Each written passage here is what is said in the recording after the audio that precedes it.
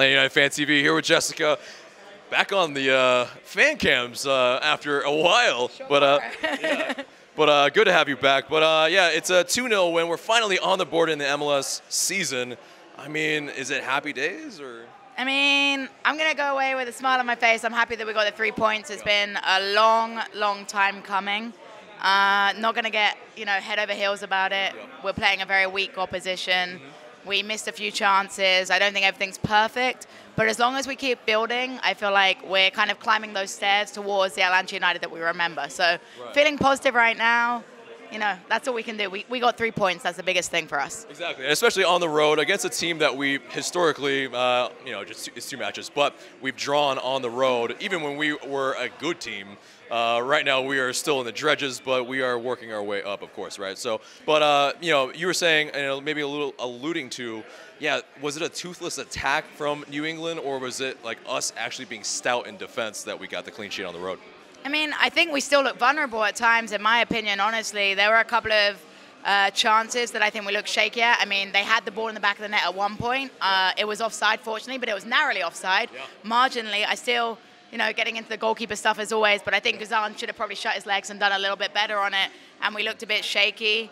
I can already pinpoint one chance that we had where Breck Shea completely left the man, got drawn into the middle of the field, and on the left side of the flank, they were completely open, and they put in that sort of cross-come shot that Goose was, worried about. I saw him absolutely rinsing Breck for that. He was making sure, it wouldn't happen again. So, I mean, I don't think New England offered much going forward, but I also think there were moments where we looked shaky.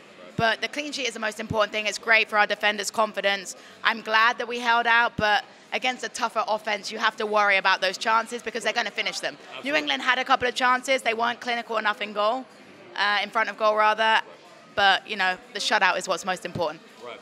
And in terms of the starting 11, had a lot of people perplexed. But when you saw, unfortunately, Remedi had to come off and with that head injury, and hopefully he gets well soon. But Barco comes on and he changes the match completely. Yeah, I think things swang in our favor there, and sometimes those things happen. I think Remedi would have offered more sort of a stout defense. We talked before, and I think we were looking more defensively. Barco came on and offered that forward that we needed, and perhaps that's how we should have started lining up. Honestly, we needed that energy, particularly against a fairly slow New England side at the back.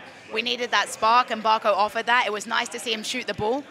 More of that, please. But like I say, it's sad for Remedi. I love him as a player. He is such a defensive engine, and he moves the ball well. But I think Barco offered that sort of spark of speed, that creative passion and forward-going speed of play, and that's where we look most dangerous. I mean, look at how many breakaways we had. Tito's speed killed them. Josef had a couple of breakaways, but that kind of gets into the point of, were we clinical enough in front of goal? No. And I tweeted about it, and I was pretty mad about it, honestly, because, yes, we finished 2 goals, we scored 2 chances, but how many breakaways did we have? I can think of 4 or 5 off the top of my head. Well, we just didn't finish those chances well enough. 3 of them right at keepers, yeah. And I mean, it's a good save in some ways. Like any one-on-one is a hard save for a goalkeeper, but when you hit it straight down their throat, you expect them to save it. And it's just not good enough. I'd have bet my house on Josef finishing those last season. And we just need him to get a goal, get his head in the game, and finish it. But it's a lack of confidence maybe at this time, right?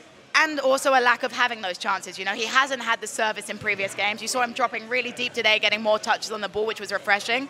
But at the end of the day, he was spreading it around well. I mean, he held it up well, and then one of the balls to, I think, Tito to be able to it pass was it remarkable. back. Yeah, his touches on the ball were good. We saw a different Josef today. He was more involved with the game, and that's what we need to see more of him. When he's on the ball, we'll do well, even if he's not finishing the chances.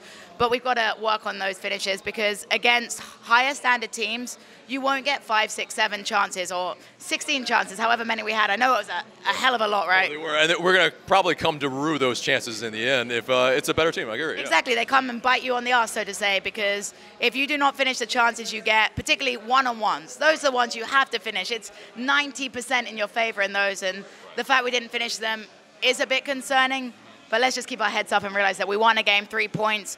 Saturday is going to be a bigger deal. This game doesn't really mean too much unless we build on it and take 3 points on Saturday, in my opinion.